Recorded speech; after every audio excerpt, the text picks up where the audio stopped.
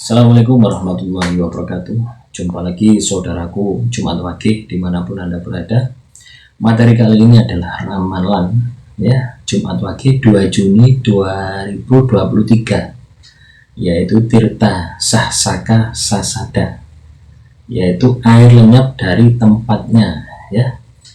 Jadi setelah April sebenarnya akan Mei ya. Mei tidak ada teman-teman ya, karena pergantian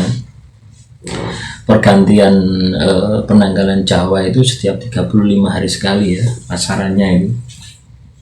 Jadi untuk Mei tidak ada. Jadi Mei ini bisa gabung ke April, bisa juga gabung ke Juni ya, separuh April separuh Juni ya. Kalau April itu adalah permata hati ya, kalau Juni adalah air lenyap di telan bumi ya, atau air lenyap dari tempatnya teman-teman ya. Jadi lenyapnya ini tidak karena hilang ke bumi ya. Biasanya sih air itu juga akan kembali ke bumi ya, air juga akan menguap, bisa jadi seperti itu. Apa makna dari air hilang pada tempatnya? Jadi teman-teman Jumat Wage, untuk bulan-bulan Juni ini teman-teman harus berhemat ya, harus berhemat, banyak berhemat.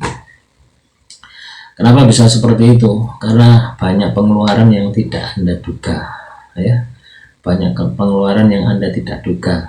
Bisa jadi karena mungkin di bulan-bulan April teman-teman ini memiliki masa kejayaan karena permata hati akhirnya dihamburkan ya. Jadi watak dari Jumat Wage ini sebenarnya kan orangnya ini tidak tega. Satu, tidak tegaan. Dua, royal ya. Jadi bisa jadi karena Anda memiliki banyak uang ya di bulan April, maka pada bulan Mei, Juni ini Anda sudah hambur-hamburkan, sehingga pada bulan Juninya teman-teman ini sudah tidak memiliki uang ya. Akhirnya apa? Seperti air lenyap daripada tempatnya. Tapi teman-teman tidak perlu risau ya, tidak perlu gundah gulana dengan kondisi alam yang seperti ini ya. Teman-teman bisa siapkan ya kaitannya dengan tirakat-tirakat batin ya.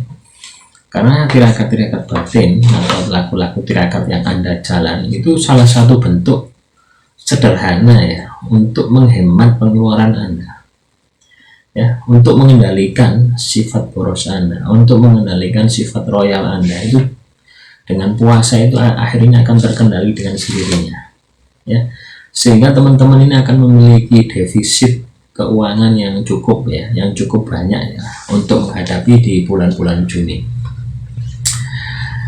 Jadi sebenarnya teman-teman, leluhur kita ini memberikan sebuah isyarat ya, sebuah ramalan seperti ini. Tujuannya ini supaya teman-teman itu waspada ya.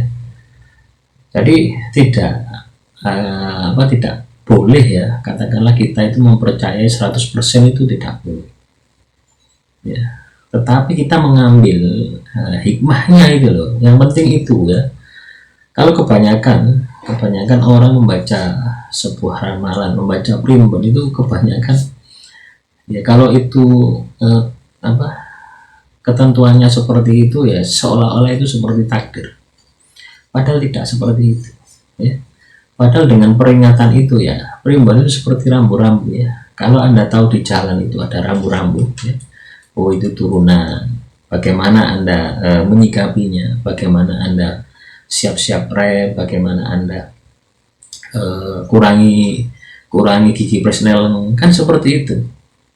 Anda pahami di situ dulu ya, sehingga kalau teman-teman sudah punya mindset seperti itu, otomatis teman-teman di dalam situasi dan kondisi apapun ya, pada saat membaca ramalan weton Anda itu tidak akan bingung, tidak akan tersugesti, tidak akan drop ya. Kalau teman-teman katakanlah sudah tersugesti ya, nanti kamu umur 45 katakanlah rezekimu seret ya, ini terngiang-ngiang di kepala Anda. Pada saat terngiang-ngiang di kepala Anda, akhirnya itu akan menjadi sugesti. akhirnya itu akan menjadi was-was, akhirnya itu akan menjadi kenyataan. Karena apa? Tuhan itu sesuai dengan prasangka hambanya. Jadi tujuan filosofi leluhur kita menuliskan sebuah aturan ya, atau ilmu titen ini, supaya teman-teman itu iling dan waspada. Intinya di situ ya. Iling ini adalah kita itu mengingat kepada Tuhan, waspada segala kemungkinan yang terjadi ya. Jadi waspada itu tidak hanya sekedar kita hati-hati, tetapi kita sudah persiapan. Nah inilah yang tidak ditemukan ya. Dari beberapa konten itu saya lihat tidak membahas semacam ini, hanya saklek apa yang disampaikan oleh leluhur Anda ya, leluhurnya maksud saya ya. Apa yang disampaikan kitab primbon apa ada makna, atau primbon-primbon yang lain, tetapi tidak membahas secara spesifik, tidak membahas secara inti ya, inti yang dimaksud dari itu ya, dan tidak diaplikasikan kepada kondisi zaman sekarang ya. Dari primbon yang ditulis oleh leluhur kita itu zaman dahulu ya. Apakah itu bisa relevan diterapkan di sini tanpa kita membedahnya? Tidak bisa. Kita harus membedahnya ya, dari sudut pandang saat ini, dari geografis saat ini, karena alamnya sudah beda ya. Kalau zaman dulu alamnya alam kebatinan ya, kebanyakan laku tirakat. Kalau sekarang kan alamnya senang-senang ya, jarang orang ada kuat melakukan laku tirakat kalau tidak terpaksa. Nah inilah teman-teman yang harus teman-teman pahami ya. Jadi pada saat melihat hitungan primbon seperti ini ya, teman-teman ambil sisi positifnya ya. Kejadian seperti ini, rambu-rambunya seperti ini, apa yang harus saya lakukan supaya saya tidak terkena musibah seperti ini. Nah ini antisipasi seperti itu. Dan pada saat primbon tersebut mengatakan bahwasanya Anda akan jaya di umur 45, tetapi kenyataannya Anda tidak jaya. Kenapa bisa seperti itu? Karena Anda terlena, Anda tersugesti dengan primbon tadi. Akhirnya apa? Anda berusaha, toh nanti saya umur 45 juga kaya.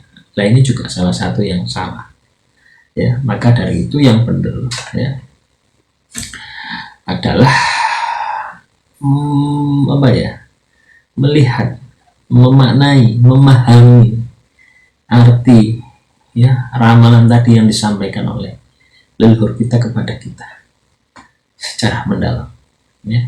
Kita gunakan akal pikiran kita gunakan rasa kita, apakah relevan diterapkan di saat ini dengan kondisi alam yang sudah berbeda ya. Kalaupun itu relevan, mungkin porsinya 70% ya.